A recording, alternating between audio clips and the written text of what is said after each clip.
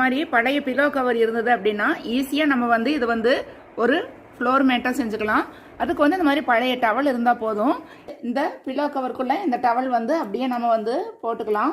Back சைடில் இது வந்து அப்படியே முழுவதும் இந்த இடத்துல அப்படியே ஸ்டிச்சிங் பண்ணி விட்டுருங்க. இப்போ சூப்பரான ஃப்ளோர் மேட் வந்து நம்மளுக்கு ரெடி ஆயிருச்சு. இப்போ நெக்ஸ்ட் டிப்பு, இப்போ இந்த பிலோ கவரில் நம்ம இப்போ வந்து தலகாணி உரையில் இந்த பிலோ கவரில் நான் வந்து இந்த மாதிரி முடிச்சு போட்டிருக்கோம் பாருங்கள். இப்போ வந்து நல்ல பகுதி வெளியில் வர மாதிரி நம்ம வந்து எடுத்து விட்டுக்கலாம். இப்போ நம்ம முடிச்சு போட்ட பகுதி வந்து இந்த மாதிரி ஆயிருச்சு, நம்மளுக்கு இந்த மாதிரி கிடச்சிருக்கு.